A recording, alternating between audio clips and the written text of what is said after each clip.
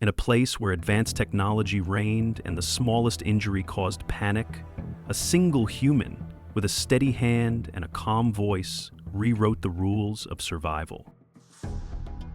At the Intergalactic Academy of Sciences, Alex's days were packed with classes, hands-on labs, and endless lectures. He sat quietly among towering Mach, shimmering Etherians, and chittering Zerkri. While his classmates hunched over advanced equipment and complicated diagnostic tools, Alex preferred taking notes the old-fashioned way, with pen and paper. That morning's lab was a practical simulation in xenobiology, a messy but essential class where students practiced sampling techniques on preserved tissues from a dozen alien species. The air in the lab was thick with the smell of preservatives, and the students, suited in lab gear, fumbled with scalpels and forceps. Alex was mid-sample, cutting a delicate section of preserved Etherian tissue, when his scalpel slipped. A thin, sharp sting bloomed across his left palm. He glanced down. A shallow cut, not deep but enough to leave a bright line of red. Blood welled up immediately, beading along the slice. Before he could react, several alien students around him let out sharp gasps. An Etherian dropped her scalpel with a clatter. A Mach student stepped back so quickly, he knocked over a tray of instruments. "He's bleeding," an Etherian cried, voice high and panicked. "That's arterial flow! He's going to collapse," shouted a Zerkri, mandibles clicking in distress. Alex blinked, confused for a moment. He looked down again. The cut was maybe 3 centimeters long, not deep enough to hit anything major. It wasn't even bleeding heavily. He looked up at his classmates, who had backed away as if expecting him to faint, or worse. "Relax," he said with a small grin, reaching for a sterile cloth from the workstation. "It's just a scratch." Their horrified expressions didn't change. The Mach's thick brow ridges furrowed in disbelief. "You're losing vital fluid." Alex dabbed at the cut, applying gentle pressure. The bleeding slowed, as he expected.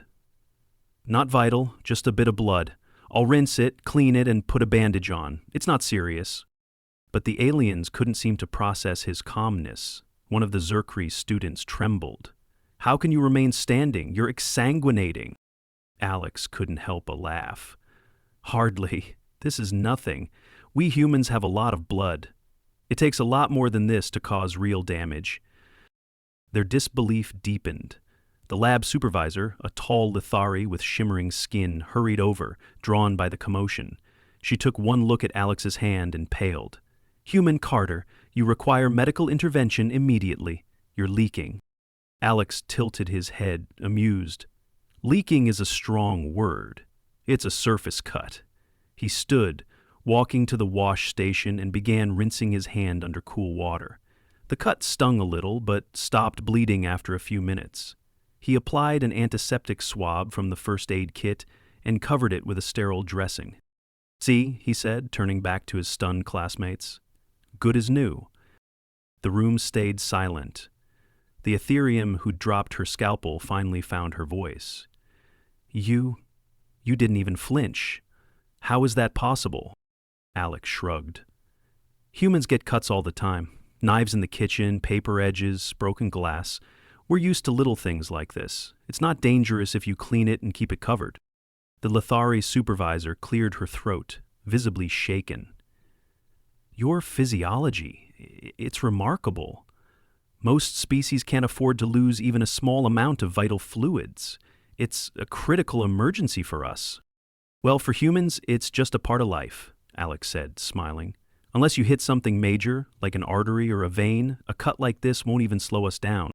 The lab session ended early. As students packed up, they whispered, casting glances at Alex as if he were some strange, indestructible being. On the way out, a Moke student caught up to him. "Is it true?" he asked, his voice low. "You can lose that much blood and not suffer damage?" Alex stopped, showing the clean dressing on his hand. "It's not much blood. I'd have to lose a lot more to be in real danger. Maybe a liter or two, before you start worrying." Mach's eyes widened. That's unbelievable," Alex chuckled. "For us, it's normal. We've got around 5 liters of blood in us, It's not like a tiny cut's going to drain us dry. The moke shook his head in amazement. Your species is tougher than we thought. As Alex headed back to his dorm, he felt the weight of his classmates' astonishment behind him. It wasn't that he was special. It was that his body, his biology, was built for resilience in ways they hadn't even imagined. And all it took was a simple cut to show them. News of the bleeding human spread quickly through the Intergalactic Academy's halls. By the next morning, Alex noticed more than a few curious glances as he walked to his comparative physiology class. A Zerkri student even scuttled closer, clicking quietly. Are you still functioning? Alex smiled faintly. Perfectly fine. It was just a scratch. Their disbelief persisted. Some of the Mahu students gathered nearby, murmuring among themselves. One finally spoke up. But you were leaking your life fluid. Our species would require immediate medical restoration. You just washed it? Alex nodded. That's how humans handle minor cuts. Wash it, disinfect it, cover it, and let the body do the rest.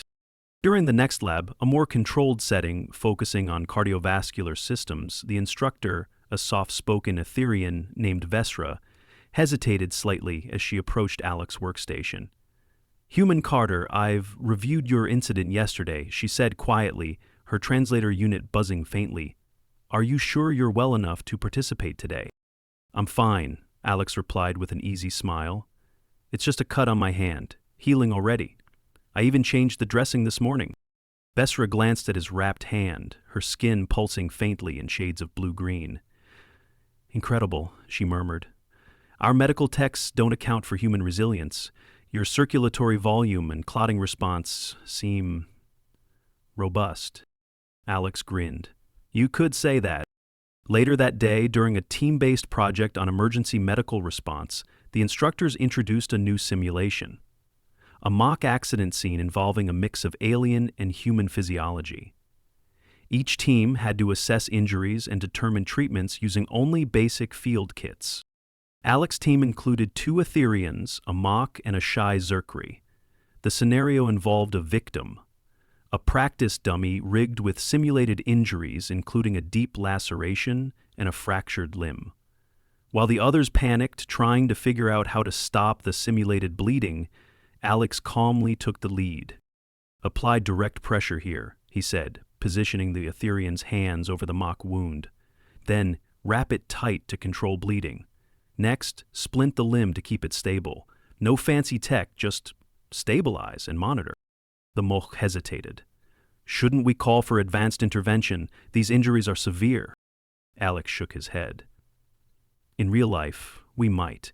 But here we're practicing field response. The key is to control the bleeding, protect the injury, and keep the patient stable until advanced care arrives. Most species, humans especially, can tolerate a fair amount of blood loss before it's life-threatening. His team followed his instructions, and their practice dummy stabilized faster than the others. The instructors, observing from the sidelines, nodded approvingly. After the exercise, one of the Etherians approached him quietly. You seem so calm during these simulations. How do you keep your focus? Alex leaned against a counter, rolling his shoulder. You learn to focus when you've seen it happen for real. I've helped on accident scenes back home, car wrecks, farm injuries. It's scary at first, but you remember the steps. Stop the bleeding, protect the wound, and stay calm. Panic only makes things worse. The Etherian's luminescent eyes widened. And you? You've seen real bleeding? From humans? Alex's smile was wry. Plenty. I've patched up cuts, gashes, even a few bad breaks. It's messy, but we heal. By the end of the day, more students were asking him for demonstrations. How to make a pressure dressing, how to recognize signs of dangerous blood loss, how to stay calm when things went wrong. I'm not a doctor, Alex reminded them, amused but sincere. But I know enough to keep someone alive until real help gets there. The body's tough if you give it a chance. That evening, while reviewing his coursework in the dorm common room, Kivrek, the Zerkri who'd fainted at the sight of Alex bleeding the day before, approached hesitantly. Human Carter, he said quietly. I apologize. I was afraid. I thought you were dying. Alex glanced up, his expression warm. It's okay, I get it. I forget sometimes how different humans are. Our bodies are designed to handle a bit of damage. Cuts bleed a lot, but it's usually not serious. You'll learn to tell the difference. Kivrek hesitated, then sat beside him. Could you teach me, so I'm not so afraid next time? Alex's smile widened. Sure. I'll show you how to handle cuts and what to look for. You'll be the calm one next time. As the stars glimmered beyond the academy's high windows, Alex realized that what had started as a simple, accidental cut had become something much bigger. He wasn't just a curiosity anymore. He was showing his alien classmates something they hadn't seen before. Resilience wasn't just about having advanced technology. It was about trust in your body, knowledge, and a willingness to stay calm when it mattered. As the week unfolded, Alex's reputation as the calm human who doesn't panic at the sight of blood grew. It wasn't fame he had sought, but his practical approach to injuries had made an impression. Several instructors invited him to assist in field simulations, particularly those designed to test stress responses. During a disaster drill organized by the Academy's Crisis Response Training Division, Alex was placed on a team with a mix of alien species unfamiliar with human physiology. The scenario involved a staged landslide with multiple injured dummies, simulating cuts, fractures, and simulated heavy bleeding. As soon as the drill began, chaos erupted. Alarms blared, simulated dust filled the air, and teams scrambled to tend to the injured. A Zerkri student on Alex's team froze, staring at a dummy with bright red fluid gushing from a gash in its arm. It's exsanguinating, the Zerkri shouted in panic. Alex stepped in, placing a firm hand on his shoulder. It's bleeding, yes, but that's manageable. Let's work together. I'll show you. He knelt by the dummy, grabbed a clean field dressing, and applied direct pressure. Hold it tight, he instructed. It'll slow the bleeding, keep pressure until it clots. This isn't fatal right away, we just need to stop the flow. The mock teammate, gripping the scenario guide with trembling hands, muttered, Should we inject stabilizers? Not yet, Alex said. Field dressing first. Then we elevate the limb to reduce pressure. Stabilizers are for when basic steps don't work. Don't skip the basics.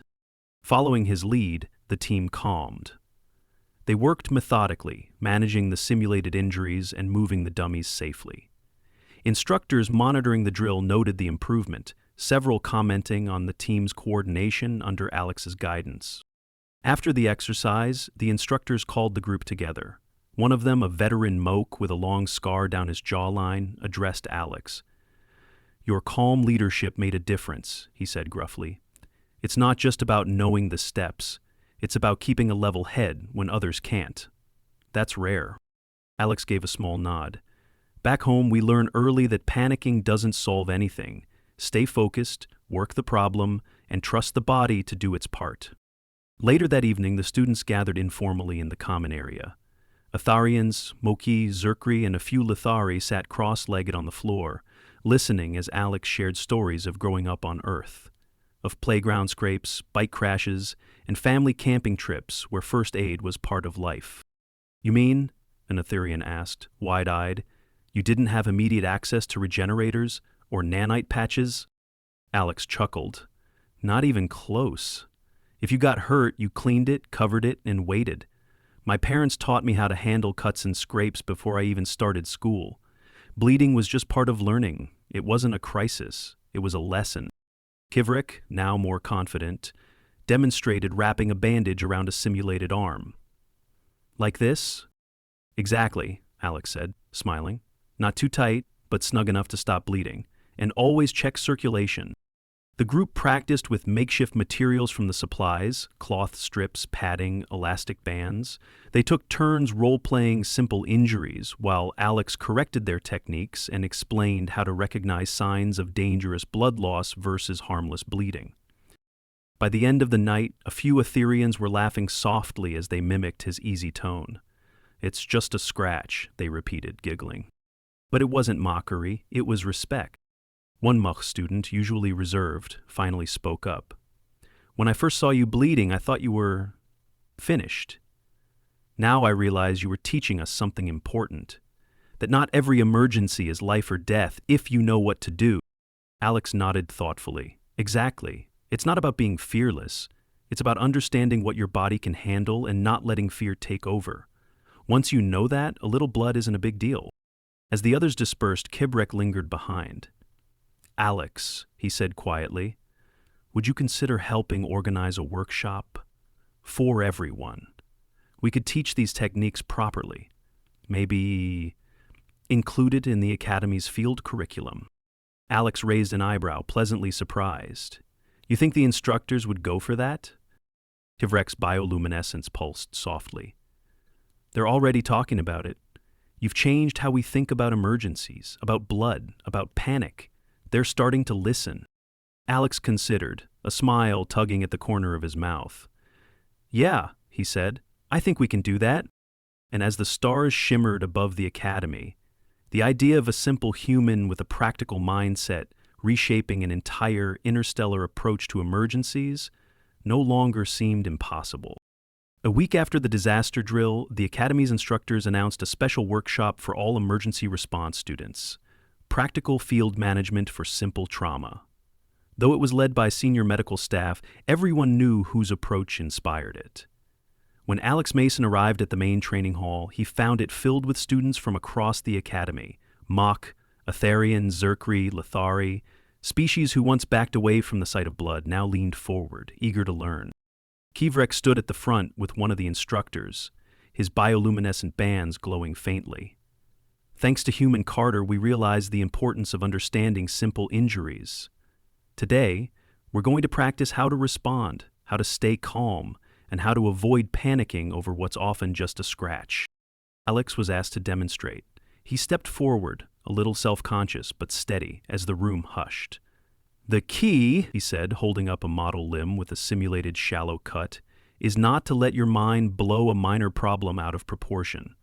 Here's a basic cut. It's bleeding, but the flow is slow. First step, wash it with clean water or antiseptic. Next, cover it with a sterile bandage. Then, keep pressure on it to stop the bleeding. That's it. No need for surgical intervention or fancy tech." A few students whispered in amazement. Others nodded, mimicking his calm tone. An instructor stepped in with a question. "What if the bleeding doesn't stop after a few minutes?" "Then you apply more pressure, elevate the limb if possible, and reassess," Alex replied confidently. "In humans, capillary bleeding usually stops with compression. If it's spurting or pulsing blood, then you suspect an arterial bleed. That's a real emergency. But for simple cuts, keep it clean, keep it covered, and don't panic." They rotated through practice stations, with Alex and the instructors supervising.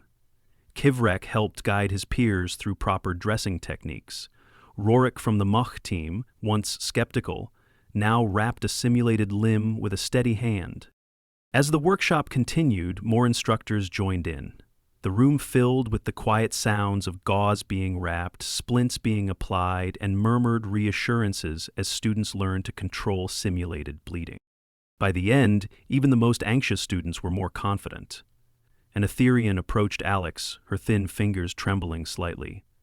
"I thought I'd faint if I ever saw blood," she admitted, "but now I think I could handle it. You made it simple." Alex grinned. "That's the idea. It's not about ignoring the injury. It's about knowing when it's serious and when it's manageable.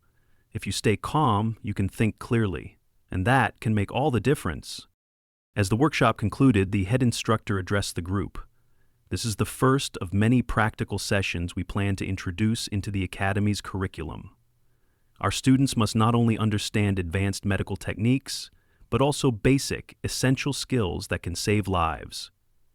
Human Carter has reminded us that sometimes simplicity and composure matter most."